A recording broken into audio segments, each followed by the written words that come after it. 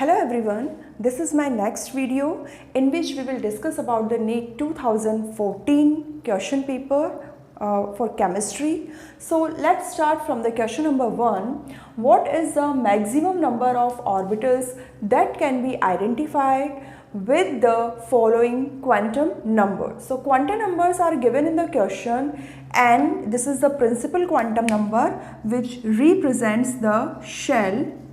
I is the azimuthal quantum number which represents the subshell, and m is a magnetic quantum number which represents the orbital.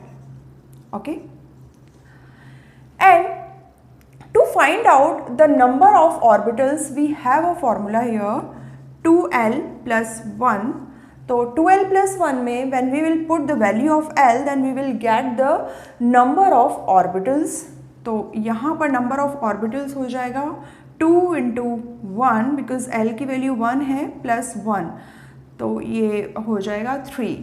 That means कि अगर L की value 1 है then we will get 3 orbitals. But यहाँ पर magnetic quantum number is also given, तो हम कैसे represent करते हैं magnetic quantum number 0 1 that is plus 1 minus 1. लेकिन यहाँ पर m की वैल्यू इज गिवन 0, तो इस 0 के लिए कितने ऑर्बिटल होंगे? सिर्फ एक ही ऑर्बिटल है यहाँ पर m इक्वल्स टू 0 के लिए, जहाँ पर मैग्नेटिक क्वांटम नंबर 0 है. तो आंसर जो होगा वो होगा 1. What is the maximum number of orbitals? तो इस जो क्वांटम नंबर यहाँ पर गिवन है उसके लिए यहाँ पर मैक्सिमम नंबर ऑफ ऑर्बिटल्स होगा only 1. This is the next question.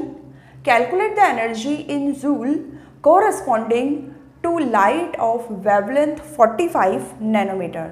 तो in question wavelength of light is given and also Planck constant, that is h is given. The value of h 6.63 into 10 to the power minus 34 joule second, and speed of light ये c से represent होता है. It is also given 3 into 10 to the power 8 meter per second. Okay, now we have to find out the energy in terms of joule, जिसका unit कितना होना चाहिए? joule में आना चाहिए. तो we know the energy formula E equals to h nu. Okay, and what is the value of nu? Nu equals to c upon lambda. Understood? When we will put the value of energy, value of nu here, hc upon lambda. So we will use this formula here. Let's put the value of h is already given, c already given, and the value of lambda, ठीक है, which is already given in the question. लेकिन यहाँ पर जो wavelength है वो given है nanometre में and we have to convert it in the metre, क्योंकि यहाँ पर हमारे पास जो यूनिट है वो मीटर में है लाइट स्पीड ऑफ लाइट की. ठीक है, तो we have to remember these things कि हम जो क्वेश्चंस में जो फॉर्मूले में हम जो वैल्यू पुट कर रहे हैं वो सब सेम यूनिट में है या नहीं. ठीक है, तो energy equals to the value of H. Formula क्या था हमारा? E equals to H C upon lambda. ठीक है, तो h की वैल्यू हम रखते हैं यहाँ पर 6.63 into 10 to power minus 34. The value of c है यहाँ 3 into 10 power 8 metre per second. Next है the value of lambda 45 into 10 to power -9 metre. ठीक है, when we will solve this mathematical calculation then get the answer 4.42 into 10 raised to power -18 joule. ठीक है, यहाँ पर ये जूल सेकेंड में है, मीटर पर सेकेंड में है और ये आ गया मीटर में. मीटर से मीटर कैंसिल, सेकंड से सेकंड कैंसिल और बचता है सिर्फ joule, that is the unit of energy. ठीक है, that means the option number 4 is the correct option. Okay, so this is a very simple formula based question. All the values, the constants values are given and wavelength is given in the question and asking about the energy. So we can easily solve this question with the help of this formula. Okay. Question number 3. Equal masses of hydrogen, oxygen and CH4 have been taken in a container of volume V at temperature 27 degrees centigrade in identical condition. The ratio of the volume of gases hydrogen, oxygen and CH4 would be.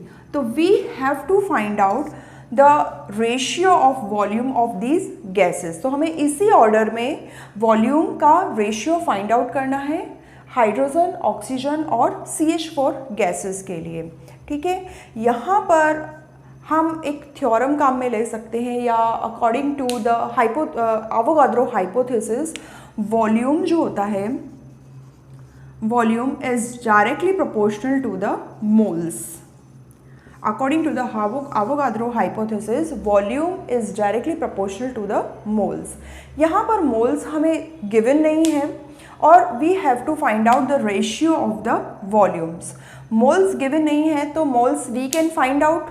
कैसे find out करेंगे? Moles equals to weight upon the grams upon molecular weight. Find out कर सकते हैं ऐसे, क्योंकि यहाँ पर wait तो गिवन नहीं है लेकिन हमें मॉलिक्यूलर वेट इन तीनों गैसेस के लिए पता है.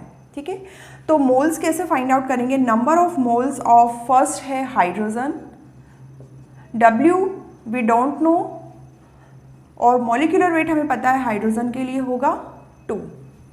Next moles of oxygen, moles of oxygen W upon oxygen के लिए मॉलिक्यूलर वेट होगा 32. नेक्स्ट है moles of CH4 methane gas के लिए W एज इट इज़ रहने देंगे और यहाँ पर हमें मॉलिक्यूलर वेट उसका होगा 16. ठीक है, यहाँ पर मोल्स का रेशियो जो होगा वही उनके वॉल्यूम्स का रेशियो भी होगा because volume is directly proportional to the moles. तो यहाँ NH2 NO2 NCH4 यही क्या होगा उनके वॉल्यूम का रेशियो. यहाँ पर W अगर हम कॉमन ले लें सब में तो हम इसे इस तरह से लिख सकते हैं 1/2, 1/32 और 1/16. अब यहाँ कुछ नहीं करना है, थोड़ी सी मैथमेटिक्स यहाँ पर काम आएगी. LCM लेना हमें आता है. यहाँ LCM आ जाएगा 32 कितने टाइम्स 16 1 और ये होगा 2. ठीक है, तो यहाँ पर जो ये रेशियो आया है यही रेशियो क्या होगा इनके वॉल्यूम्स का ratio. Let's match with the options. तो यहाँ जो थर्ड ऑप्शन है 16 1 and 2 this will be the correct option. तो ये जो according to the Avogadro hypothesis volume is directly proportional to the moles. यहाँ क्वेश्चन में हमें कुछ भी नहीं दिया हुआ है लेकिन हमें पता है कि वॉल्यूम्स जो होगा वो डायरेक्टली प्रोपोर्शनल होगा मोल्स का. गैसेस यहाँ पर गिवन है, we know the molecular weight of the gases. तो यहाँ पर मोल्स का रेशियो पता करके we can find out the ratio of the volumes for these given gases. Understood. Now question number 4 is if A is the length of the side of a cube, the distance between the body center atom and one corner atom in the cube will be. Okay, so we have to find out the distance between the body centered and the one corner atom length. So first we will draw the cube here. यहाँ सबसे पहले मैं cube का formation करना पड़ेगा इस तरह से.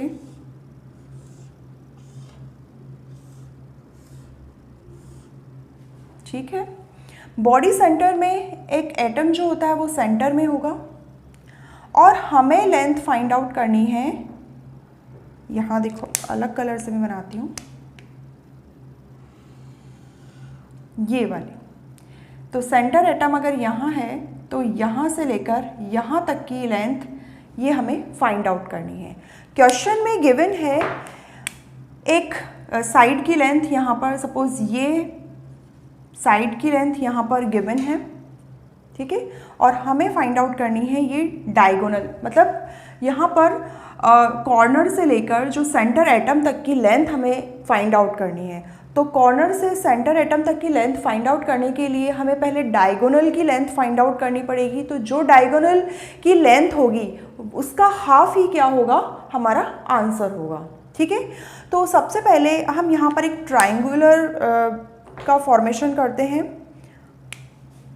देखो यहाँ एक ट्राइंगल का फॉर्मेशन होगा इस तरह से और एक इस तरह से।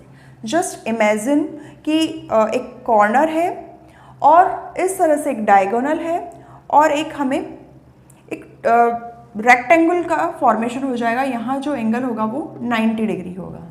ठीक है, अब पाइथागोरस थ्योरम के लिए हाँ देखो एक चीज़ क्या है, इसकी लेंथ तो हमें पता है कि ये a है, डायगोनल की लेंथ हमें नहीं पता है, we have to find out, और एक इसकी लेंथ भी हमें नहीं पता है। तो ये जो है ये भी एक तरह से डायगोनल ही बना हुआ है। यहाँ जो एंगल है वो 90 डिग्री है।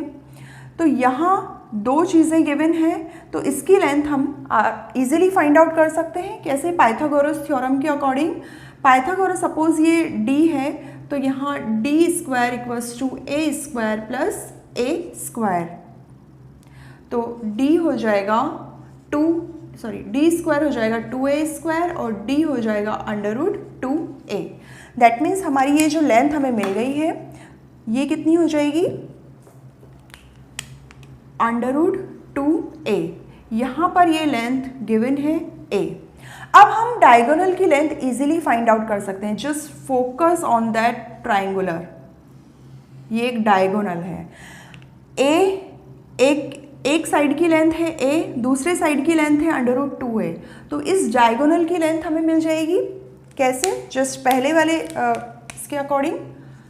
सपोज ये d है तो ये हो जाएगा d square equals to a square plus under root 2a का स्क्वायर।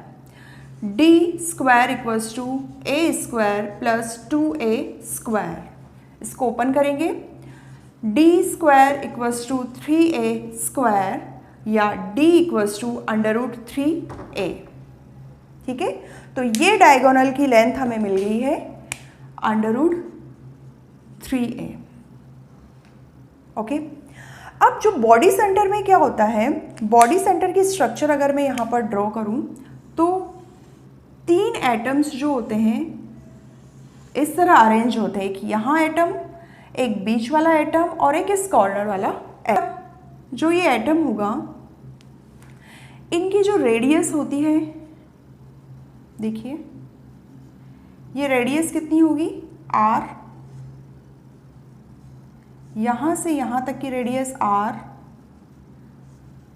ये r और ये r। तो टोटल जो है यहाँ से यहाँ तक का डिस्टेंस ये होगा diagonal distance 4r equals to under root 3। इतना समझ आया? डायगोनल की लेंथ हमने फाइंड आउट कर ली है अंडर रूट 3a, और जो एटम्स की जो रेडियस होती है वो है हमारे पास 4r। लेकिन हमें क्वेश्चन के अकॉर्डिंग कहाँ से कहाँ तक की लेंथ चाहिए, कॉर्नर एटम से लेकर जो सेंटर एटम तक की लेंथ चाहिए, यानी यहाँ से यहाँ तक की लेंथ चाहिए। तो यहाँ से यहाँ तक की रेडियस कितनी हो जाएगी, 2r under root 3a diagonal length. तो r की वैल्यू कितनी आ जाएगी, अंडर रूट 3a बाय 2। ये हमारा आंसर कि जो डिस्टेंस है between the body centre atom one corner atom in cube will be under root 3a by 2। I hope you understood this concept. तो आंसर जो होगा वो है 4th under root 3a by 2। ठीक है, now next is the question number 5। Which property of colloid is not dependent on the charge on colloidal particles? तो यहाँ charge पर कौन सी ऐसी प्रॉपर्टी है जो डिपेंड नहीं करती है? तो फर्स्ट ऑप्शन गिवन है यहाँ कोएगुलेशन। कोएगुलेशन जो होता है ये चार्ज पर डिपेंड करता है, because in coagulation we find out flocculation number and all, तो यहाँ पर चार्ज का रोल होता है। नेक्स्ट है फोरेसिस एंड इलेक्ट्रोऑस्मोसिस, तो यहाँ इलेक्ट्रो वर्ड आ गया, दैट मीन्स चार्ज होना तो मस्ट है। नेक्स्ट है टिंडल इफेक्ट। तो टिंडल effect is the correct answer. Tyndall effect एक ऐसी प्रॉपर्टी है कॉलाइडल सॉल्यूशन की which do not depends on the charge, because Tyndall effect जो होता है एक ऑप्टिकल फिनोमिना होता है। टिंडल इफेक्ट में क्या होता है कि जो in Tyndall effect the scattering of light takes place by the colloidal solution. आपने देखा होगा कि यहाँ 3 टाइप्स के सॉल्यूशन होते हैं, true solution, colloidal solution and suspension. अगर साइज़ की बात करें तो यहाँ पर 1 नैनोमीटर से लेकर जो 1000 नैनोमीटर जो होते हैं, तो ऐसे सॉल्यूशन जो 1 नैनोमीटर से कम साइज़ के होते हैं वो होते हैं ट्रू सॉल्यूशन। ट्रू सॉल्यूशन के पार्टिकल्स इतने छोटे साइज़ के होते हैं that they are not capable to scatter the light particles. Next है कि ऐसे सॉल्यूशन जिनकी साइज़ 1 नैनोमीटर या 2 नैनोमीटर से 1000 नैनोमीटर के बीच में होती है वो होते हैं कॉलाइडल सॉल्यूशन। तो कॉलाइडल सॉल्यूशन के पार्टिकल्स जो होते हैं they are quite capable to scatter the light particles. इसके बाद है सस्पेंशन। तो जो 1000 नैनोमीटर से बिगर साइज़ के जो पार्टिकल्स होते हैं वो होते हैं सस्पेंशन के अंदर। सस्पेंशन के अंदर इसमें क्या होता है कि they are quite big particles that they can easily scatter the light beam. तो जब आप किसी ट्रू सॉल्यूशन के में से लाइट बीम पास करवाते हैं तो आपको लाइट बीम यहाँ पर जो पास होती हुई वो बिल्कुल नहीं दिखाई देगी, क्योंकि यहाँ पर स्कैटरिंग ऑफ लाइट जो होती है वो बिल्कुल नहीं होती है। कोलाइडल पार्टिकल्स के अंदर, कोलाइडल सॉल्यूशन के अंदर अगर आप लाइट बीम पास कराते हैं तो यहाँ पर you can see the light beam easily, because यहाँ पार्टिकल्स आर इतने साइज़ के होते हैं that they can scatter the light beam. और सस्पेंशन के अंदर भी आपको लाइट बीम पास होता हुआ दिखाई देगा। ओके, सो यह Tyndall effect is a optical phenomena. Optical phenomena ये किसी भी चार्ज पर डिपेंड नहीं करता है। Next is question number 6, which of the following salts will give highest pH in water. तो now we have to find out in this question कि यहाँ जो गिवन सॉल्ट्स हैं उनमें से ऐसा कौन सा सॉल्ट है जो वाटर के अंदर जो हाईएस्ट pH देगा। यहाँ पर अगर हम pH की बात करते हैं तो how we measure the pH। pH हम जनरली pH स्केल पर मेज़र करते हैं और pH स्केल होता है 0 to 14 के बीच में। अगर pH जो होगी यहाँ 7 पर न्यूट्रल मानी जाती है और pH अगर 7 to 14 के बीच में, दैट मीन्स वो कैसी है, बेसिक सॉल्यूशन है, और 0 to 7 के बीच में है तो वो एसिडिक है। ठीक है, अगर हम बात करें कि हाईएस्ट pH की, हाईएस्ट pH मतलब pH होनी चाहिए 7 से 14 के कहीं आसपास, इसके बीच में होनी चाहिए। दैट मीन्स हमारा जो सॉल्ट है वो कैसा होना चाहिए, बेसिक सॉल्ट होना चाहिए, राइट। तो बेसिक सॉल्ट होने के लिए जो सॉल्ट फॉर्मेशन की प्रोसेस होती है that is called neutralisation process. Neutralisation process में क्या होता है कि एसिड और बेस मिलकर किसका फॉर्मेशन करते हैं, सॉल्ट एंड वाटर का फॉर्मेशन करते हैं। अगर एसिड स्ट्रॉन्ग है और बेस भी स्ट्रॉन्ग है तो जो सॉल्ट होगा वो कैसा होगा, न्यूट्रल होगा। अगर एसिड वीक है, बेस स्ट्रॉन्ग है, तो जो सॉल्ट फॉर्मेशन होगा वो कैसा होगा, बेसिक सॉल्ट, क्योंकि यहाँ पर जो बेस है वो स्ट्रॉन्ग है। अगर एसिड स्ट्रॉन्ग है और सॉल्ट वीक है तो यहाँ पर एसिडिक सॉल्ट का फॉर्मेशन होगा, बिकॉज जो स्ट्रॉन्ग क्या है यहाँ पर एसिड है। अगर एसिड और बेस दोनों ही वीक हैं तो भी यहाँ पर न्यूट्रल सॉल्ट का फॉर्मेशन होगा। लेकिन हाईएस्ट pH के लिए हमें बेसिक सॉल्यूशन, बेसिक सॉल्ट की रिक्वायरमेंट होगी। तो बेसिक सॉल्ट का फॉर्मेशन किस प्रोसेस, किस न्यूट्रलाइजेशन प्रोसेस में होगा, इस वाली के अंदर, जहाँ पर एसिड कैसा है, वीक है, और बेस कैसा है, स्ट्रॉन्ग है। तभी हमें जो सॉल्ट फॉर्मेशन, जो सॉल्ट मिलेगा वो कैसा होगा, बेसिक सॉल्ट होगा। फर्स्ट ऑप्शन में देखते हैं KCl। KCl एक सॉल्ट है। KCl के लिए हम रिवर्स में जाते हैं कि KCl बनाने के लिए कौन से एसिड और कौन से बेस का यूज़ किया होगा। तो KCl बनाने के लिए KOH और HCl का यूज़ किया है, KOH भी स्ट्रॉन्ग है और HCl भी स्ट्रॉन्ग है, दैट मीन्स जो सॉल्ट होगा वो न्यूट्रल होगा, इसकी तो pH हाईएस्ट नहीं हो सकती है। नेक्स्ट है NaCl, same thing, NaOH plus HCl, तो NaOH भी तो ये भी हाईएस्ट pH पर नहीं जाएगा। Na2CO3 में NaCl प्लस H2CO3 का यूज़ किया हुआ होगा, देखो कैसे, NaCl प्लस H2CO3। NaCl कैसा है, स्ट्रॉन्ग बेस है, और H2CO3 हम जानते हैं carbonic acid is a weak acid, तो जो सॉल्ट हमें मिलेगा वो किसके अकॉर्डिंग मिलेगा, स्ट्रॉन्ग जो है, स्ट्रॉन्ग बेस यानी बेसिक सॉल्ट का फॉर्मेशन होगा।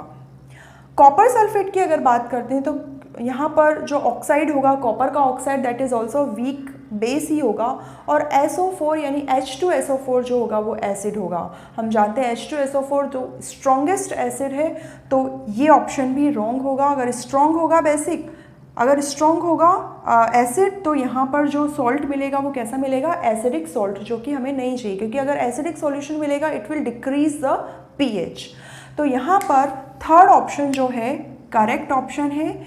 इस सॉल्यूशन ये Na2CO3 है, ये Na2CO3 न्यूट्रलाइजेशन प्रोसेस में एक स्ट्रॉन्ग सॉल्ट, एक स्ट्रॉन्ग बेस से मिलकर बना है, दैट मीन्स जो सॉल्ट होगा वो भी कैसा होगा, बेसिक सॉल्ट होगा, और बेसिक सॉल्ट जो होगा वाटर में हाइड्रोलाइसिस प्रोसेस से हाईएस्ट pH का फॉर्मेशन करेगा, मतलब ये हाईएस्ट pH देगा, ठीक है।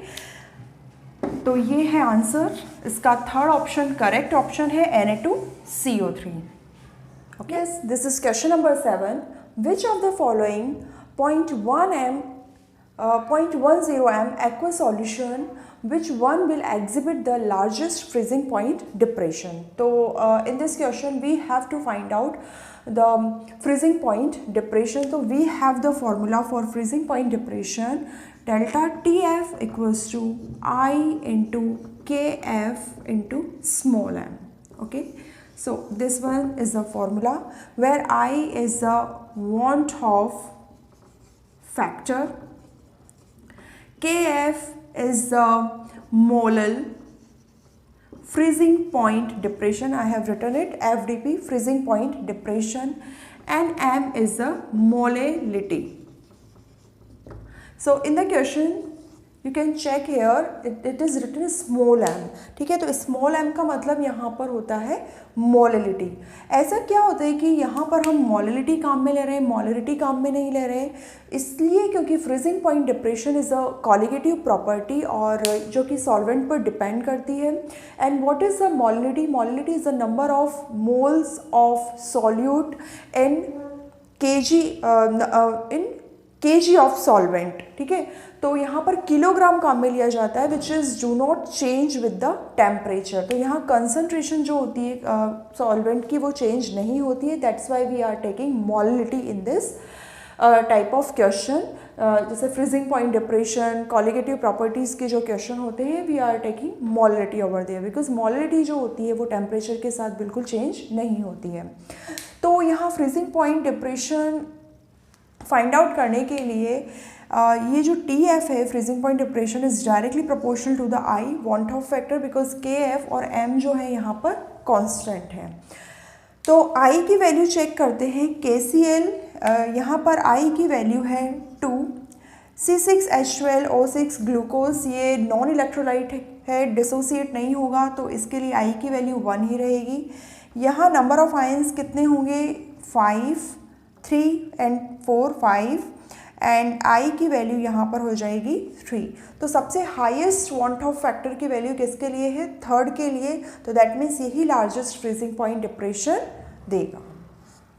So this one exhibit the largest freezing point depression. Okay. Now question number 8, when 22.4 liter of hydrogen gas is mixed with 11.2 liter of chlorine, 22.4 liter of hydrogen, 11.2 liter of chlorine, each at STP, the moles of HCl gas formed is equal to.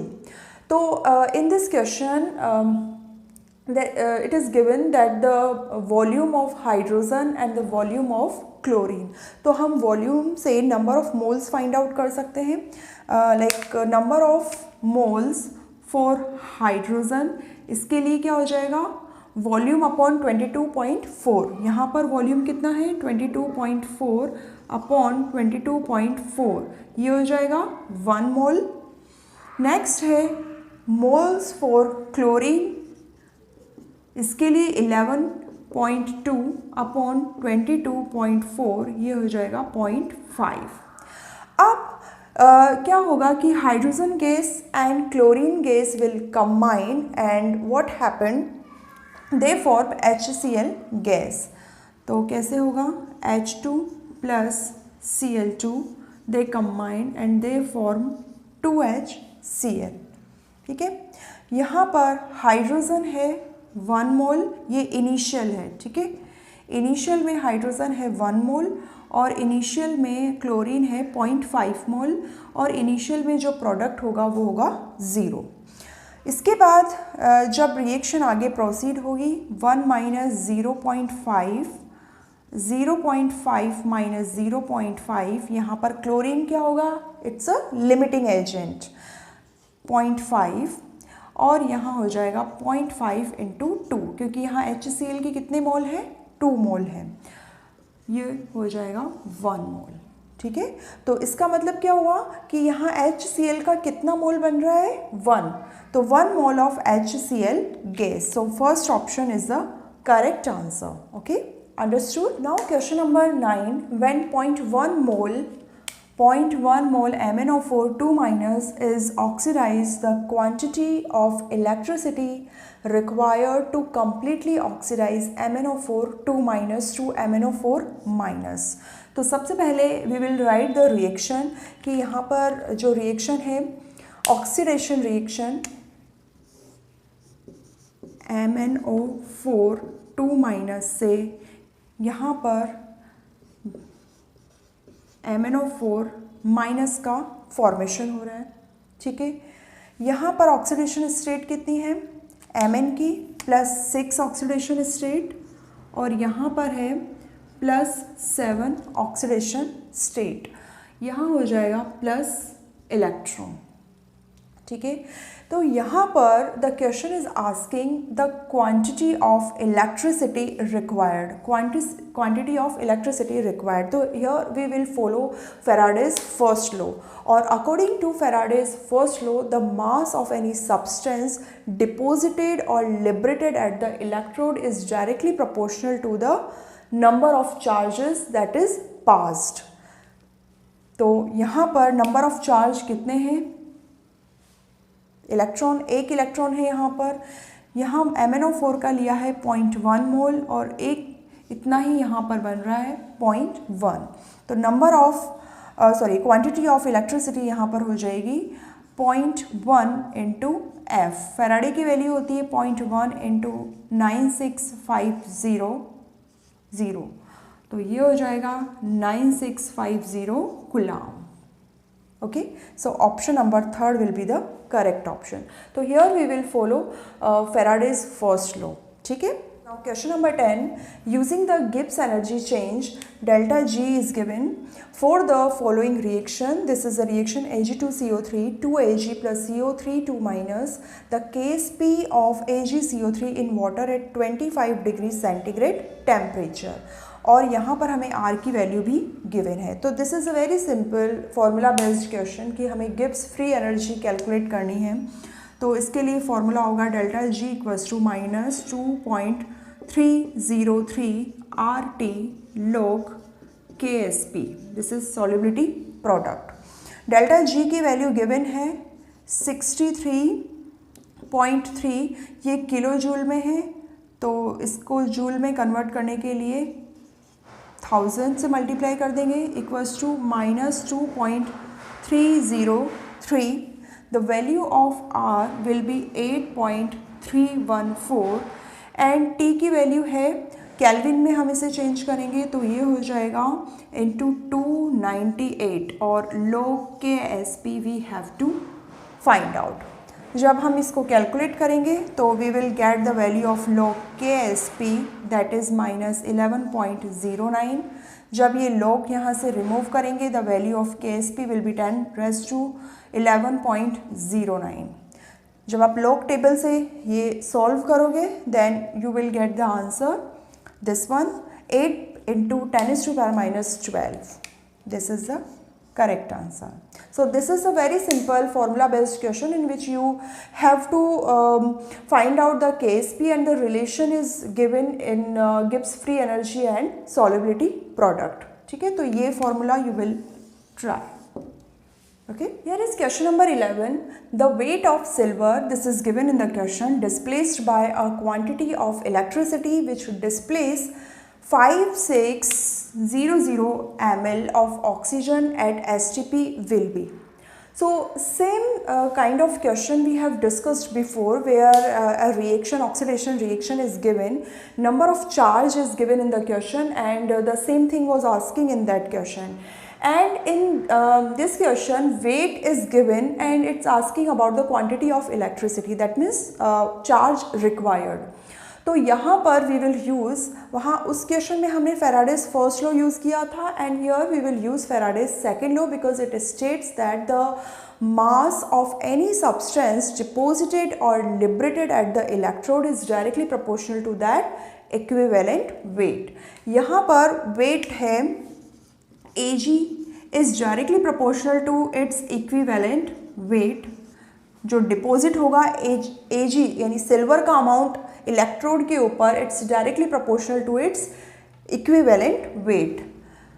Same oxygen के लिए weight of oxygen is directly proportional to the equivalent weight of the oxygen.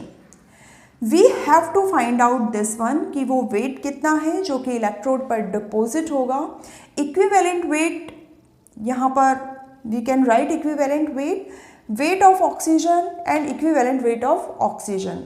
Weight of oxygen find out करने के लिए हम mole से mole equals to molecular weight upon weight upon molecular weight. ठीक है, तो यहाँ पर हम इससे फाइंड आउट कर लेंगे क्योंकि यहाँ वॉल्यूम गिवन है ऑक्सीजन के लिए। ठीक है, तो इसको एक इस फॉर्म में लिख सकते हैं WAG WO2 equals to EAG upon EO2, right? I can write in this form. WAG we have to find out. W oxygen यहाँ पर वॉल्यूम गिवन है 5600, हम ml में ले रहे हैं यहाँ पर, तो लिख सकते हैं यहाँ पर मॉलिक्यूलर वेट हो जाएगा इसका 32 equals to equivalent weight Ag का कितना होगा 108 और ऑक्सीजन का होगा 8। When you will solve this calculation then you will get यहाँ पर 8 आपको मिलेगा। इस 8 से ये 8 कैंसिल हो जाएगा। Now the weight of Ag is 108 gram. Then the correct answer will be 4th। Okay, so understood, in this type of question we will use Faraday's second law, and if the charge is given then you will use Faraday's first law. I hope you get it. Question number 12. Which of the following statements is correct for the spontaneous adsorption? So this is spontaneous adsorption of a gas. So I have written only 2 options, and because more important is to understand the concept behind that. Okay, so spontaneous adsorption, so first of all come on the adsorption process. So adsorption is a surface phenomena.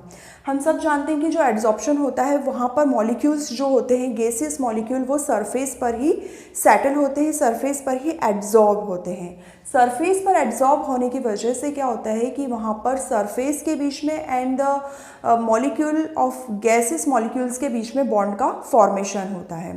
तो इसके लिए जो entropy होती है that means the value of delta S क्या होता है, randomness को शो करता है।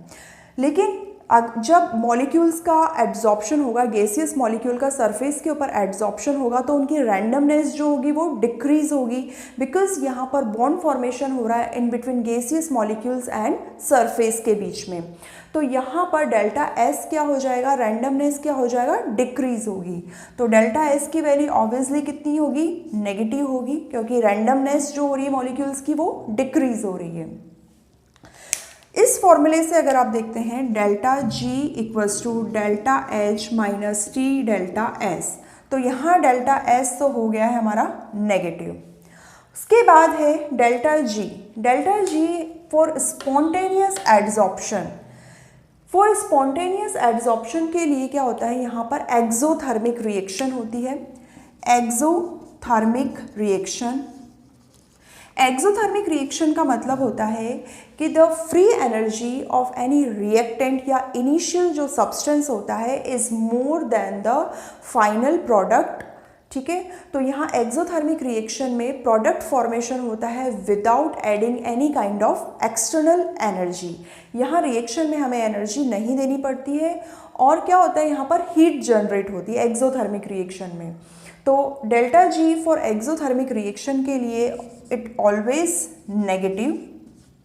जब डेल्टा जी नेगेटिव है, डेल्टा एस नेगेटिव है, तो delta H should be highly negative.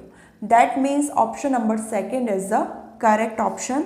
Delta S is negative because randomness is decreasing because the bond formation takes place in between the gaseous molecule and the surface molecule. And delta G for the spontaneous adsorption is always being negative. Exothermic reaction यहाँ पर perform होगा, heat generate होगा, delta H should be highly negative because delta S and delta G both are negative, so it should be highly negative to perform the reaction in forward direction. Okay, so this is the question number 13 for the reaction that is given H2O for liquid and oxygen. Delta U, that is internal energy value, is given. Delta S entropy is given at 300 Kelvin temperature. Hence delta G, the Gibbs free energy. What is the Gibbs free energy? It's asking in the question. तो to solve such type of question हमें delta G की value पता है, delta G और delta S के बीच में relation पता है, that is delta G equals to delta H minus T delta S. लेकिन यहाँ हमारे पास डेल्टा एच की वैल्यू नहीं है, तो डेल्टा एच की वैल्यू फाइंड आउट करने के लिए we have one more formula जिसमें internal energy plus delta N G R T. ठीक है, and in this formula we will put the value of delta U, delta N G R और T, then we will get the value of delta H, then we will put the value of delta H in this formula and we will get the value of delta G. तो यहाँ delta U की value है 2.1 kilo calorie, 2.1 plus delta N g की value यहाँ पर find out करने के लिए डेल्टा एन जी होता है product minus and reactant, only number of gaseous molecule. तो प्रोडक्ट में कितने गैसियस मॉलिक्यूल हैं, 2, और रिएक्टेंट में एक भी गैसियस मॉलिक्यूल नहीं है क्योंकि यहाँ जो है ये स्टेट इसका गिवन है लिक्विड में है, तो 0, ये हो जाएगा 2। डेल्टा एन जी की वैल्यू 2 इंटू आर की value is not given here, लेकिन आर की वैल्यू जो होती है कैलोरी में होती है 1.9 एट समथिंग, तो हम यहाँ पर 2 लेंगे। इसके बाद temperature 300, when we will solve it will get 3.3 kilo calorie, the value of delta H. ठीक है, डेल्टा एच की वैल्यू हम इस फॉर्मूले में रखते हैं 3.3 minus 300 delta S kilo calorie में चेंज करने के लिए, डन। तो ये हो जाएगा 3.3 माइनस, सॉरी यहाँ 20 है, 200 नहीं है, ये 6 minus 2.7 kilo calorie. That means option number second will be the correct option. I hope you understood. So to find out the value of Gibbs free energy, we will this is the formula for that. and यहाँ पर delta H की value given नहीं है, delta U की value given है, तो हम delta U से भी डेल्टा एच की वैल्यू फाइंड आउट कर सकते हैं. And then we will put this value here to get the value of Gibbs free energy. Number 14, for a given exothermic reaction Kp and exothermic reaction Kp and Kp dash are the equilibrium constant at temperature T1 and T2 respectively. Assuming that heat of reaction is constant in temperature range between T1 and T2, it is readily observed that. तो हमें बताना है कि यहाँ पर जो reaction equilibrium constant है उनका क्या स्टेटस होगा. ये इनिशियल है और ये final. Kp dash is the final equilibrium constant है. यहाँ पर एक्सोथर्मिक रिएक्शन हो रही है. Exothermic reaction we know that exothermic reaction में क्या होता है कि हमें रिएक्शन में कोई हीट देने की ज़रूरत नहीं होती है, because in exothermic reaction what happened, the initial reactants are at higher energy than the product. Okay, so in exothermic reaction the product formation takes place or the reaction go through without adding any kind of external energy. Exothermic reaction में heat generate होगा and when you will increase the temperature, exothermic reaction में already heat generate हो रहा है और जब आप temperature increase कर रहे हो reaction में, then the equilibrium shift towards the backward direction. ठीक है, उसको बैलेंस करने के लिए इक्विलिब्रियम बैकवर्ड डायरेक्शन में शिफ्ट होगा. तो यहाँ पर log K2 upon K1 equals to delta H upon 2.303 and 1 upon T1 minus 1 upon T2. When the value of T2 is more than the T1, अगर T2 की वैल्यू T1 से ज़्यादा है, K2 और K1 को हम ऐसे भी लिख सकते हैं Kp डैश और Kp. ठीक है, T2 की वैल्यू अगर T1 से ज़्यादा है तो डेल्टा H यहाँ पर नेगेटिव होगा.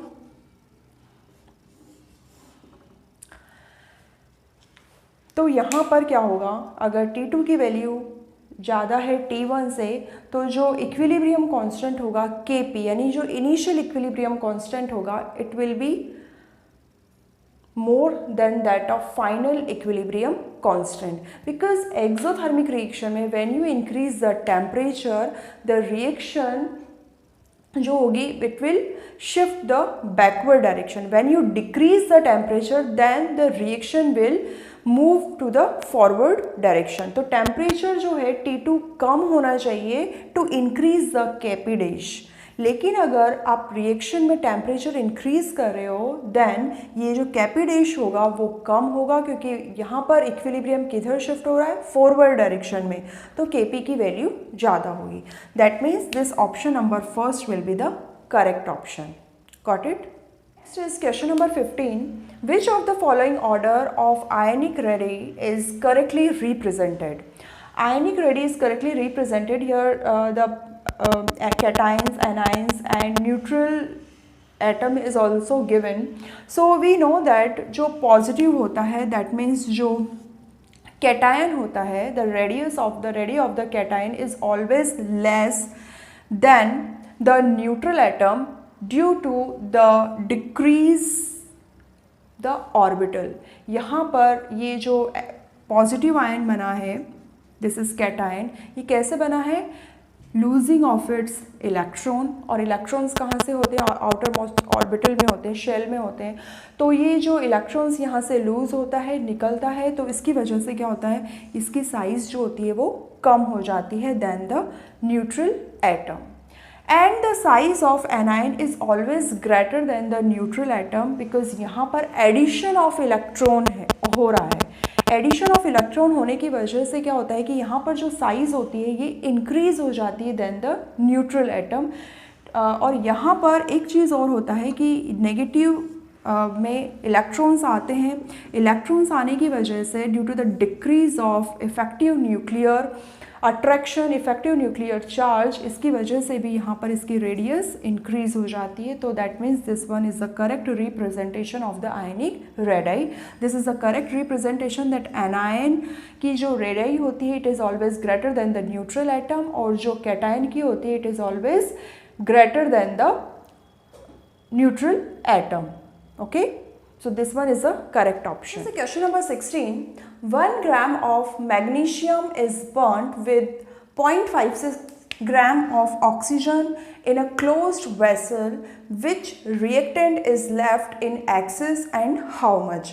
So we have to find out that which reactant, magnesium or oxygen we are taking as a reactant. I am writing reaction over here, magnesium plus oxygen, and in the presence of oxygen the formation of oxide takes place. So we have to find out that which reactant is left in excess, magnesium or oxygen. So which reactant will left and how much, और उसका amount हमें calculate करना है in gram. तो सबसे पहले देखते हैं कि मैग्नीशियम ऑक्सीजन ये दोनों रिएक्ट करके मैग्नीशियम का ऑक्सीजन की प्रेजेंस में ऑक्सीडेशन होता है and the formation of magnesium oxide takes place. यहाँ पर हमें मैग्नीशियम का ग्राम में अमाउंट दिया हुआ है और ऑक्सीजन का भी ग्राम में अमाउंट दिया हुआ है। तो रिएक्शन प्रोसीड कराने के लिए हमें देखना है कि कितने मोल इनका यूज़ में हुआ है, यूज़ में आया है। तो मैग्नीशियम के मोल्स निकालने के लिए NMG gram upon molecular weight, mole equals to gram और मॉलिक्यूलर वेट यहाँ गिवन है 1/24, और ऑक्सीजन के लिए हो जाएगा ग्राम 56 और मॉलिक्यूलर वेट होगा इसका 16, हाफ यहाँ पर ऑक्सीजन ले रहे हैं इसलिए 16। तो ये चीज़ हम यहाँ लिख सकते हैं जब हम इसको सॉल्व करेंगे 0.0 ये हो जाएगा 416 मोल और ये हो जाएगा 0.035 मोल। ये हम यहाँ रिएक्शन में यूज़ कर सकते हैं।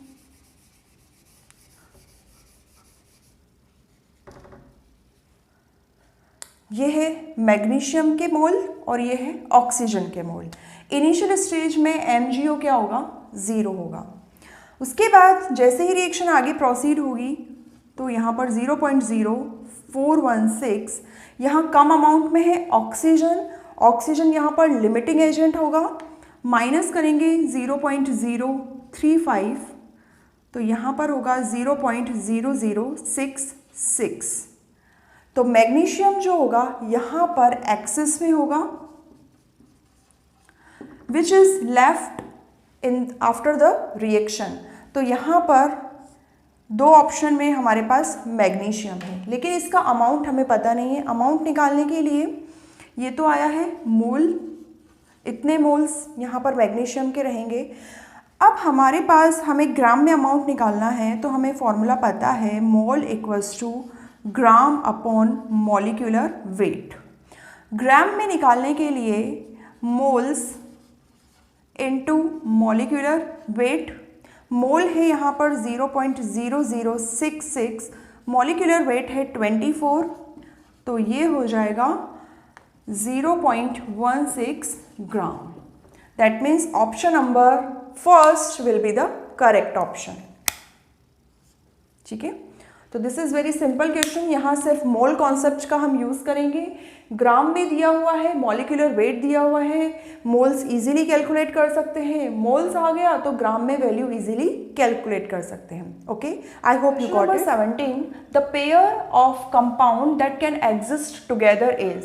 तो यहाँ पर हमें कंपाउंड्स की पेयरिंग दी हुई है और we have to find out that those compounds can exist together.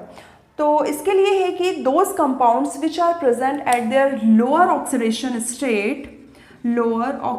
state and they cannot reduced or oxidized by each other, that they can exist together। ठीक है, तो ऐसे कंपाउंड्स जो होंगे वो को एग्जिस्ट कर पाएंगे। यहाँ पर हम देखते हैं फर्स्ट ऑप्शन में FeCl3, तो Fe यहाँ पर +3 ऑक्सीडेशन स्टेट में है which is its higher oxidation state, तो it can reduced in Fe+2. Yes. Next है HgCl2. Hg is present in its higher oxidation state and it can reduced in Hg+ in the presence of SnCl2. तो ये compounds भी coexist नहीं कर पाएंगे, first और second option. Third option में Fe जो है +2 ऑक्सीडेशन स्टेट में है, जिसका फर्दर रिडक्शन पॉसिबल नहीं है क्योंकि ऑलरेडी इसकी लोअर ऑक्सीडेशन स्टेट में है. नेक्स्ट है FeCl3. यहाँ Fe3+ जो रिडक्शन इसका हो सकता है और ये रिड्यूस्ड हो सकता है Fe2+ में Ki की प्रेजेंस में. तो ये फर्स्ट, सेकेंड और फोर्थ कंपाउंड होंगे, they can not exist together because these compounds, इसमें क्या होगा Fe, Hg और यहाँ Fe जो है they are present in their higher oxidation state which can be reduced in their lower oxidation state in the presence of these compounds. But in third option Fe is already present in its lower oxidation state and cannot be reduced by each other, तो they can coexist. यहाँ पर ये साथ में exist कर सकते हैं. तो option number third will be the. Question number 18. Beryllium is isoelectronic with which of the following ions. तो वेरी सिंपल क्वेश्चन है. बेरिलियम, हमें पता है बेरिलियम का एटॉमिक नंबर कितना है 4. दैट मीन्स इसके अंदर इलेक्ट्रॉन्स भी कितने होंगे 4 इलेक्ट्रॉन्स. यहाँ +2 है. +2 का मतलब है कि यहाँ से 2 इलेक्ट्रॉन रिमूव हो गए हैं और बचे कितने 2 इलेक्ट्रॉन्स. बस अब हमें चेक करना है कि ऐसी कौन सी स्पीशीज़ है इन चारों ऑप्शंस में विच पजेस 2 इलेक्ट्रॉन्स. यहाँ हाइड्रोजन के पास 1 इलेक्ट्रॉन होता है और 1 इलेक्ट्रॉन भी यहाँ से रिमूव हो गया, यहाँ 0. लिथियम के पास 3 इलेक्ट्रॉन्स होते हैं, 1 यहाँ से रिमूव हो गया तो यहाँ बचता है 2 इलेक्ट्रॉन्स. सोडियम और मैग्नीशियम के पास इलेक्ट्रॉन्स बहुत ज़्यादा है, अगर 1 या 2 इलेक्ट्रॉन्स भी अगर रिमूव हो जाते हैं तो भी 2 इलेक्ट्रॉन्स तो नहीं हो सकते. That means the correct option will be the second option. It's very simple question कि यहाँ लिथियम जो होगा उसके लिथियम Li+, उसके पास होंगे बेरिलियम Be+2 के जितने electrons, 2 electrons. Okay. Next is question number 19. Which of the following molecule has the maximum dipole moment? तो यहाँ हमें फाइंड आउट करना है कि ऐसी कौन सी स्पीशीज है जिसका कि डाइपोल मोमेंट जो है वो मैक्सिमम होगा. सबसे पहले देखते हैं CO2. CO2 की स्ट्रक्चर लीनियर स्ट्रक्चर है इस तरह से. यहाँ पर डाइपोल मोमेंट जो होंगे जस्ट अपोजिट डायरेक्शन सेम है, तो यहाँ डाइपोल मोमेंट कितना हो जाएगा 0, कैंसिल आउट हो जाएगा. CH4 tetrahedral, dipole moment of this side, the resultant dipole moment will be equal to the opposite side of dipole moment. इसके लिए इसका भी जो डाइपोल मोमेंट होगा वो होगा 0. नेक्स्ट हम बात करते हैं NH3 और NF3 के बारे में. तो NH3 और NF3 दोनों में हम कंपेयर करके देखते हैं. यहाँ सेंटर एटम दोनों में क्या है, नाइट्रोजन है NH और NF3 है.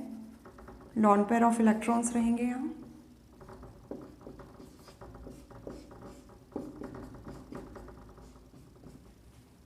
Okay, so this is the NH3 and this is NF3. NH3 और NF3 दोनों में जो सेंटर एटम है वो सेम है, बट जो साइड एटम है वो डिफरेंट है. यहाँ पर नाइट्रोजन और हाइड्रोजन में देखते हैं किसका इलेक्ट्रोनेगेटिविटी ज़्यादा है. नाइट्रोजन की इलेक्ट्रोनेगेटिविटी हाइड्रोजन से ज़्यादा है. यहाँ पर नाइट्रोजन की इलेक्ट्रोनेगेटिविटी फ्लोरीन से कम है. नाइट्रोजन की इलेक्ट्रोनेगेटिविटी फ्लोरीन से कम है तो फ्लोरीन क्या करेगा, इलेक्ट्रॉन विड्रॉ करेगा नाइट्रोजन से. तो नाइट्रोजन से जब ये इलेक्ट्रॉन विड्रॉ करेगा तो यहाँ नाइट्रोजन के ऊपर जो इलेक्ट्रॉन डेंसिटी होगी वो क्या होगी, कम हो जाएगी. इसलिए इसका डाइपोल मोमेंट भी कम हो जाएगा. 0.23 D इसका डाइपोल मोमेंट होता है. यहाँ देखते हैं जब नाइट्रोजन की इलेक्ट्रोनेगेटिविटी हाइड्रोजन से ज़्यादा है तो नाइट्रोजन ज़्यादा से ज़्यादा इलेक्ट्रॉन्स जो होगा वो अट्रैक्ट करेगा, अपनी तरफ खींचेगा, विड्रॉ करेगा. तो यहाँ पर इलेक्ट्रॉन डेंसिटी जो होगी वो इंक्रीज हो जाएगी. यहाँ पर इसका डाइपोल मोमेंट होता है 1.4 D. ठीक है। तो मैक्सिमम डाइपोल मोमेंट इन दोनों स्पीशीज का डाइपोल मोमेंट तो 0 है, NH3 का है 1.4 और NF3 का है 0.23 D। तो यहाँ मैक्सिमम किसका हुआ? NH3। Ammonia possess maximum dipole moment. Question number 20.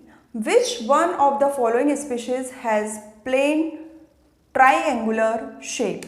तो प्लेन ट्राइंगुलर शेप यहाँ पर चेक करने के लिए we have to draw the structure of these ions. तो फर्स्ट यहाँ पर ये एजाइड आयन है। एजाइड आयन की स्ट्रक्चर जो होती है इस तरह से, पॉजिटिव नेगेटिव, ये एजाइड आयन है।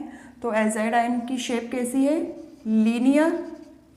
नेक्स्ट है NO3 माइनस नाइट्राइट, इसकी शेप होगी नाइट्रोजन। आउटर मोस्ट शेल में 5 इलेक्ट्रॉन्स, ऑक्सीजन के पास यहाँ नेगेटिव, ऑक्सीजन ऑक्सीजन। तो यहाँ जो इसकी शेप है ये कैसी है? सॉरी, यहाँ 2 जो लोन पेयर ऑफ इलेक्ट्रॉन्स है ये इस तरह का बॉन्ड यहाँ पर फॉर्मेशन होगा, ठीक है। तो ये हो गई प्लेनर ट्राइगोनल शेप, ठीक है। NO2 माइनस, ऑक्सीजन नेगेटिव, यहाँ इसकी शेप होगी bent shape. Carbon dioxide centre atom carbon, oxygen oxygen, linear shape, ठीक है। तो यहाँ 2 मॉलिक्यूल्स की शेप लीनियर है, एक बेंट है और यहाँ प्लेनर ट्राइगोनल। तो आंसर होगा प्लेनर ट्राइगोनल या ट्राइंगुलर शेप किसकी होगी? Second option is the correct, nitrate ion की shape. Okay, now this is question number 21. Acidity of diprotic acids in aqueous solution increases in the order. So we have to find out that what is the order to increase the acidity of diprotic acids. तो diprotic acids क्या होते हैं कि जिनमें 2 protons present होते हैं, 2H+, they are called diprotic acid. यहाँ पर 2H2 है, तो that means these are the diprotic acids. यहाँ पर देखते हैं हम कि सेंटर एटम जो है यहाँ पर डिफरेंट है, हाइड्रोजन सेम है, and these atoms are belongs to the oxygen family. Oxygen, sulphur, selenium, tellurium, ठीक है। तो when we move from up to down in a group, जब ग्रुप में आप टॉप टू बॉटम जाते हैं, देन व्हाट हैपन, यहाँ पर बॉन्ड लेंथ जो होती है वो इंक्रीज होती है। बॉन्ड लेंथ इंक्रीज होने की वजह से the tendency to remove the proton is also increase, ठीक है। तो यहाँ पर ऑर्डर हम देखते हैं कि टेलुरियम सबसे नीचे है, तो इसकी एसिडिटी सबसे ज़्यादा होगी, फिर H2SE और फिर बाद में H2S। That means this first option will be the correct option to show the increasing order of the diprotic acids. Okay, understood? The next question number 22.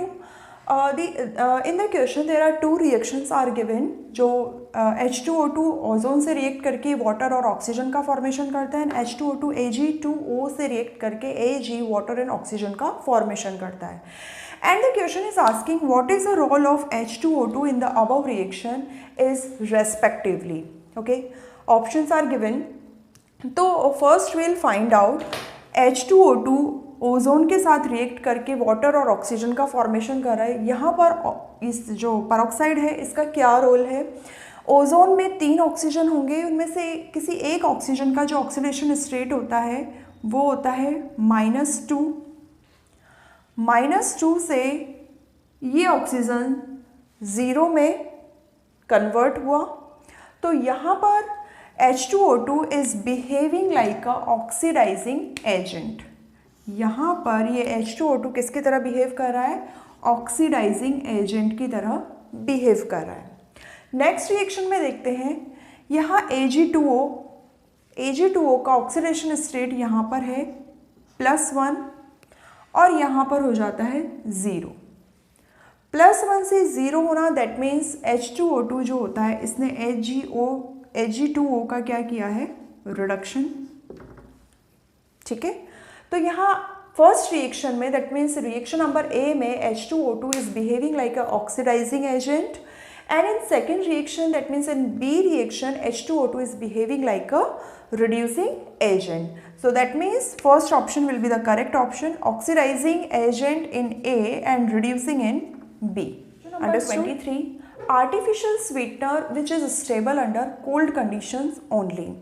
These are the list of the in options 4 artificial sweeteners are given, and we have to find out which one is the stable artificial sweetener in the cold condition. तो यहाँ पर ये जो aspartame है इसका use cold condition में ही किया जाता है, बिकॉज हायर टेम्परेचर पर ये डिकम्पोज हो जाता है। एस्पार्टम जो होता है it is 200 times sweeter than the sucrose than the cane sugar. तो इसका यूज़ जो होता है जो कोल्ड फूड्स जो होते हैं उनमें इसका यूज़ किया जाता है। Cold foods like confectionery items, cold drinks, powdered soft drinks में इसका यूज़ किया जाता है, पुडिंग्स में, केक, आइसक्रीम, फ्रोज़न डिज़र्ट में इसका यूज़ किया जाता है। ठीक है, तो एस्पार्टम जो होता है ये कोल्ड कंडीशन में ही इसका यूज़ करते हैं, क्योंकि हायर टेम्परेचर पर ये डिकम्पोज हो जाता है। एस्पार्टम में एक चीज़ मैं एक एक्स्ट्रा बताती हूँ कि एस्पार्टम का नाम ये क्यों है, क्योंकि इसका जो फॉर्मेशन होता है वो 2 अमीनो एसिड्स से होता है, aspartic acid and phenylalanine, which both amino acids are the building blocks of the proteins. तो इसलिए इसका नाम एस्पार्टम है, because aspartic acid is amino acid is present in it. Okay, so this one only artificial sweetener which is used in the cold foods, because higher temperature पर क्या होता है ये decompose हो जाता है। Here is question number 25. The reaction of aqueous KMnO4 with H2O2 in acidic condition gives. यहाँ पर aqueous KMnO4 is a strong, it's a powerful oxidizing agent. It is a self indicator also, so it's KMnO4, it's not a primary standard like K2Cr2O7। और यहाँ पर acidic condition में हमें result find out करना है, but इससे पहले हमें पता होना चाहिए कि एसिडिक कंडीशन, न्यूट्रल कंडीशन और एल्केलाइन कंडीशन में क्या प्रोडक्ट का फॉर्मेशन होगा। तो यहाँ हम देखते हैं कि जब हाईली एसिडिक कंडीशन होगी, highly acidic condition that means कि अगर सॉल्यूशन में स्ट्रॉन्ग एसिड प्रेजेंट है लाइक HCl, H2SO4 अगर प्रेजेंट है, MnO4 माइनस जो होता है जनरली ये होता है वायलेट कलर का, और अगर स्ट्रॉन्ग एसिडिक कंडीशन है लाइक HCl एसिड या H2SO4 एसिड अगर प्रेजेंट है सॉल्यूशन के अंदर, तो यहाँ पर फॉर्मेशन होता है Mn2+ का। Mn2+, it is the solution जो होगा it would be the colourless solution. उसके बाद देखते हैं कि अगर न्यूट्रल कंडीशन है तो न्यूट्रल कंडीशन की कंडीशन में क्या होगा, मैं यहाँ N it is for neutral, यहाँ पर फॉर्मेशन होगा MnO2 का। MnO2 it's a brown coloured solid compound, और यहाँ पर जो ये प्रोडक्ट मिलता है दैट इज़ अनस्टेबल। नेक्स्ट है अगर हाईली एल्कलाइन कंडीशन है, बेसिक कंडीशन है, strong base like KOH, NaOH type के अगर स्ट्रॉन्ग बेस अगर सॉल्यूशन में प्रेजेंट है, तो यहाँ फॉर्मेशन होगा MnO4 2-। ग्रीन कलर का एक कंपाउंड है, इसका फॉर्मेशन होगा। तो यहाँ क्वेश्चन में हमें पूछा गया है कि एसिडिक कंडीशन में किसका फॉर्मेशन होगा, तो एसिडिक कंडीशन में यहाँ पर Mn2+ का फॉर्मेशन होगा। Mn2+ यहाँ गिवन है 2 ऑप्शन में। पहले ऑप्शन में है कि ऑक्सीजन भी एलिमिनेट होगा साथ में, और यहाँ ओजोन। यहाँ हम ले रहे हैं H2O2, ठीक है, तो H2O2 ऑब्वियसली बात है कि ओजोन तो यहाँ पर निकलेगा नहीं, तो ऑक्सीजन गैस ही यहाँ पर लिबरेट होगी। Mn+2 and oxygen, option number 2 will be the correct option. Next is question number 26. Among the following complexes, the one which shows 0 CFSE यानी क्रिस्टल फील्ड स्टेबलाइजिंग एनर्जी। तो यहाँ जो कॉम्प्लेक्सेस गिवन हैं उनमें से ऐसा कौन सा ऐसा कॉम्प्लेक्स है जो शो करेगा 0 CFSE। ठीक है, तो इतना हम जानते हैं कि ऐसे कॉम्प्लेक्सेस जिसमें D5 या D10 इलेक्ट्रॉनिक कॉन्फ़िगरेशन होता है and in the presence of weak field ligand की प्रेजेंस में ऐसे जो कॉम्प्लेक्सेस होते हैं वो zero crystal field stabilization energy show करते हैं। ठीक है, अब यहाँ जो चारों ऑप्शन है उनमें एक चीज़ कॉमन आपको दिखाई दे रही है कि यहाँ पर वाटर जो है एज अ लिगेंड वर्क कर रहा है। तो यहाँ वाटर ऑल फोर कॉम्प्लेक्सेस में कॉमन है, लेकिन जो वाटर होता है वो क्या होता है, इंटरमीडिएट लिगेंड होता है। दैट मीन्स कि कुछ कॉम्प्लेक्सेस में वाटर जो होता है as a strong field ligand की तरह वर्क करता है और कुछ कॉम्प्लेक्सेस में ये वीक फील्ड लिगेंड की तरह वर्क करता है। तो यहाँ हम देखते हैं कि जो वाटर होता है मेटल की +3 ऑक्सीडेशन स्टेट में वीक फील्ड लिगेंड की तरह कौन से मेटल के लिए ये वर्क करता है। तो यहाँ होता है scandium, titanium, vanadium, chromium, Mn, Fe।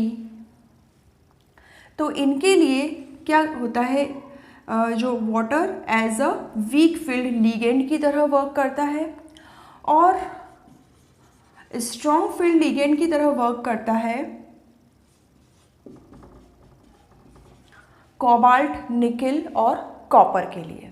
ठीक है, यहाँ हम देखते हैं कि मैग्नीज की ऑक्सीडेशन स्टेट यहाँ पर कितनी है, +3, राइट। Fe की +3, कोबाल्ट की है +2, यहाँ पर है इस कोबाल्ट की है +3। ठीक है, अब हम देखते हैं कि यहाँ पर जो वाटर है वो किस जगह पर it's working like a strong field ligand और वीक फील्ड लिगेंड। मेटल की +3 ऑक्सीडेशन स्टेट में ये वीक फील्ड लिगेंड की तरह वर्क कर रहा है यहाँ पर। Fe के साथ ये वीक फील्ड लिगेंड की तरह वर्क कर रहा है। कोबाल्ट +3 ऑक्सीडेशन स्टेट में तो ये स्ट्रॉन्ग फील्ड की तरह वर्क करता है, लेकिन कोबाल्ट +2 में ये वीक फील्ड की तरह ही वर्क करता है। ठीक है, कोबाल्ट के लिए तो स्ट्रॉन्ग फील्ड है +3 ऑक्सीडेशन स्टेट अगर है, लेकिन अगर +2 है दैट मीन्स कि मेटल की यहाँ पर +3 ऑक्सीडेशन स्टेट नहीं है, तो ये वर्क करेगा as a weak field ligand. Mn के अंदर अगर स्ट्रॉन्ग फील्ड देखिए अगर स्ट्रॉन्ग फील्ड लिगेंड है ऑक्टाहेड्रल में, तो यहाँ पर एनर्जी लेवल तो आप जानते हैं कि T2G और Eg एनर्जी लेवल होते हैं। अगर स्ट्रॉन्ग फील्ड लिगेंड प्रेजेंट है तो एनर्जी लेवल की स्प्लिटिंग जो होती है बहुत ज़्यादा हाई होती है। स्प्लिटिंग ज़्यादा होगी तो गैप जो होगा एनर्जी लेवल्स के बीच में जो गैप होगा वो बहुत ज़्यादा होगा। बहुत ज़्यादा होने की वजह से क्या होता है कि सबसे पहले जो लोअर एनर्जी लेवल है यहाँ पर इलेक्ट्रॉन्स की पेयरिंग होती है, बाद में हायर एनर्जी लेवल में इलेक्ट्रॉन्स की पेयरिंग होती है। तो इसे कहा जाता है लो स्पिन। दैट मीन्स अगर स्ट्रॉन्ग फील्ड लिगेंड है तो वहाँ पर क्या होगा, लो स्पिन परफॉर्म होगा। और अगर स्ट्रॉन्ग की जगह अगर वीक फील्ड लिगेंड है तो यहाँ पर क्या होगा, हाई स्पिन परफॉर्म होगा, क्योंकि वीक लिगेंड की प्रेजेंस में स्प्लिटिंग इतनी ज़्यादा नहीं होती है। तो सबसे पहले इलेक्ट्रॉन फिल होंगे दोनों ऑर्बिटल्स में, lower energy level and higher energy level, and then after क्या होगा, उनकी पेयरिंग होगी। ठीक है, तो अगर स्ट्रॉन्ग फील्ड है तो लो स्पिन, और अगर वीक लिगेंड है तो हाई स्पिन परफॉर्म होगा। यहाँ पर वीक है तो यहाँ क्या होगा, हाई स्पिन कॉम्प्लेक्स होगा, और यहाँ पर लो स्पिन कॉम्प्लेक्स होगा। ठीक है, इतना हमने फाइंड आउट कर लिया है। उसके बाद हम देखते हैं कि इलेक्ट्रॉन्स का क्या सीन है यहाँ पर। Mn+3 d ऑर्बिटल्स में होंगे 4 electrons, Fe+3 d5, CO+2 d7 and CO3 d6। ठीक है, देखो जो एनर्जी लेवल होता है ऑक्टाहेड्रल में इस तरह स्प्लिट होता है, नीचे होता है T2G और यहाँ Eg। यहाँ एनर्जी की वैल्यू होती है 0.4 डेल्टा ज़ीरो और यहाँ होती है 0.6 डेल्टा ज़ीरो। ठीक है, तो मैंने बोला था कि जो D5 और D10 वाले जो कॉम्प्लेक्सेस होते हैं मेनली उनमें 0 CFSE होता है। तो यहाँ पर D5 है Fe+3, इसको देखते हैं हम। इलेक्ट्रॉन फिल करेंगे, 5 इलेक्ट्रॉन्स हैं, कैसे फिल होंगे। यहाँ पर वीक फील्ड लिगेंड है, weak field that means high spin complex होगा। ठीक है, तो 1 2 3 पैरिंग अभी नहीं होगा, हाई स्पिन कॉम्प्लेक्स है दैट मीन्स पहले इलेक्ट्रॉन्स की फीलिंग होगी।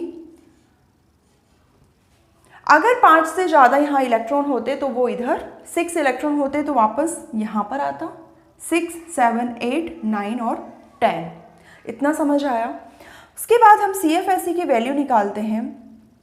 0.4 लोअर एनर्जी लेवल है, माइनस, यहाँ मैं माइनस लगा देती हूँ और यहाँ पर plus, into 3 number of electrons plus 0.6 into 2 number of electrons, यहाँ पर हो जाएगा -1.2 प्लस यहाँ पर हो जाएगा 1.2। तो आंसर क्या आया 0। CFSE कितनी होगी 0, तो आंसर होगा हमारा सेकेंड। D4 है और यहाँ वीक फील्ड लिगेंड है। लिगेंड कैसा वर्क कर रहा है, वीक। D4 है तो इलेक्ट्रॉन्स की फीलिंग कैसे होगी, सबसे पहले इस तरह से होगी, सबसे पहले इलेक्ट्रॉन्स भरेंगे उसके बाद पैरिंग होगी 1 2 3 एंड 4। नीचे देखते हैं कि CO कोबाल्ट है +2, वीक फील्ड लिगेंड है यानी हाई स्पिन कॉम्प्लेक्स है। हाई स्पिन का मतलब है कि पहले इलेक्ट्रॉन्स की फीलिंग होगी देन पैरिंग होगी। 7 3 4 5 6 7। अगर हम यहाँ कैलकुलेट करने जाएंगे -0.4 इंटू 6 प्लस 0.6 इंटू 2, तो रिजल्ट जो होगा वो कुछ भी होगा लेकिन 0 तो बिल्कुल भी नहीं होगा। तो यहाँ इसके लिए CFSE 0 नहीं होगी। नेक्स्ट है D6 के लिए। अब यहाँ स्ट्रॉन्ग फील्ड की तरह वर्क कर रहा है वाटर, तो पहले क्या होगा, यहाँ पर लो स्पिन कॉम्प्लेक्स होगा। लो स्पिन कॉम्प्लेक्स दैट मीन्स 6 के 6 इलेक्ट्रॉन्स पहले लोअर एनर्जी लेवल में फिल होंगे और साथ ही इनकी स्पिन भी हो जाएगी। ठीक है, तो अब यहाँ और यहाँ का डिफरेंस भी क्या होगा, इक्वल नहीं होगा, 0 नहीं होगा। तो यहाँ पर आंसर आया हमारा सेकेंड, जिसमें D5 इलेक्ट्रॉन्स प्रेजेंट है। यहाँ water as a weak field ligand की तरह वर्क कर रहा है। Weak field ligand that means high spin complex. High spin complex का मतलब है कि पहले लोअर एनर्जी पहले इलेक्ट्रॉन्स की फीलिंग होगी उसके बाद पैरिंग होगी, क्योंकि यहाँ पर क्या होता है कि डेल ज़ीरो की वैल्यू कम होती है और पैरिंग एनर्जी जो होती है वो ज़्यादा होती है। ठीक है, question number 27, magnetic moment 2.83 bm is given by which of the following ions. तो जब हम नीट 2013 का क्वेश्चन पेपर डिस्कस कर रहे थे तब भी इस तरह का एक क्वेश्चन था। तब मैंने आपको एक ट्रिक बताया था कि अगर इस तरह के क्वेश्चन आते हैं मैग्नेटिक मोमेंट के और उनकी वैल्यू दी हुई होती है 2.83 या 1.83 समथिंग जो भी दिया है, तो हमें पीछे वाली डिजिट को तो देखना ही नहीं है। ठीक है, अगर यहाँ 2.83 लिखा है, आगे 2 है, दैट मीन्स यहाँ पर 2 इलेक्ट्रॉन्स की बात हो रही है। ठीक है, तो हम ऐसे स्पेशेस फाइंड आउट करेंगे जहाँ पर नंबर ऑफ इलेक्ट्रॉन्स कितने होंगे, अनपेयर्ड इलेक्ट्रॉन्स 2 होंगे। देखते हैं यहाँ पर डी ब्लॉक एलिमेंट्स हैं टाइटेनियम 3+ और ये जो ब्रैकेट में दिया है it's already given in the question, it's their atomic number. तो यहाँ टाइटेनियम 3+, निकेल, क्रोमियम और मैग्नीज दिए हुए हैं। तो पहले हम इनका इलेक्ट्रॉनिक कॉन्फ़िगरेशन लिखते हैं। Organ 3d and 4s2। Organ में 18 इलेक्ट्रॉन्स होते हैं, 18, 19, 20, ठीक है। तो यहाँ पर हो जाएगा 3d2, तो 18, 19, 20, 21, 22। उसके बाद है आयंस, हम बाद में बनाएंगे, पहले हम इनका इलेक्ट्रॉनिक कॉन्फ़िगरेशन लिख लेते हैं। 18, 3d, 4s2। अब यहाँ पर 28 है, 18 ऑलरेडी ऑर्गन में प्रेजेंट है, 19, 20, तो यहाँ होंगे 8 इलेक्ट्रॉन्स। उसके बाद ऑर्गन 3d, 4s2, 24 इलेक्ट्रॉन्स है, तो 18, 19, 20 और 4, 24। Organ 3d, 4s2, 18, 19, 20 and 3d, 5, ठीक है। अब आयंस बनाते हैं। यहाँ पर टाइटेनियम 3+ है, टाइटेनियम 3+ है तो 2 इलेक्ट्रॉन्स यहाँ से निकलेंगे और एक इलेक्ट्रॉन यहाँ से निकलेगा। नंबर ऑफ अनपेयर्ड इलेक्ट्रॉन कितना हो गया? 1। निकेल 2+ है तो 2 यहाँ से निकल जाएगा। 8 है तो अब नंबर ऑफ अनपेयर्ड इलेक्ट्रॉन्स देखते हैं डी ऑर्बिटल में। 1, 2, 3, 4, 5, 6, 7, 8। नंबर ऑफ अनपेयर्ड इलेक्ट्रॉन्स यहाँ पर 2 है। वैसे हमारा आंसर निकेल आ गया है, लेकिन फिर भी हम देखते हैं आगे। क्रोमियम 3+ है, 3 इलेक्ट्रॉन जाएंगे, 2 यहाँ से और एक यहाँ से, 3d, 3। Number of unpaired electrons यहाँ पर होंगे 3। Mn+2, यहाँ से इलेक्ट्रॉन जाएंगे 2 और number of unpaired electron will be 5। तो आंसर क्या हुआ हमारा? कहाँ पर है number of unpaired electrons? 2 electrons यहाँ, यानी निकेल के अंदर। Nickel will be the correct answer. Question number 28, which of the following complexes is used as an anti cancer unit? Anti cancer unit, तो यहाँ जो ये सेकेंड ऑप्शन है cis PtCl2NH3 it is used as a anti cancer drug. तो इसे cisplatin भी कहा जाता है, ठीक है। और ये सिस कंडीशन में ही एज ए एंटी कैंसर की तरह वर्क करता है। अगर यहाँ पर ट्रांस कंडीशन होती तो वो एंटी कैंसर की तरह वर्क नहीं करेगा। ओनली सिस कंडीशन में ही it is used as a anti cancer drug, okay. और तो ये जो होता है it kills the cancerous cell by damaging DNA and inhibiting DNA synthesis, okay.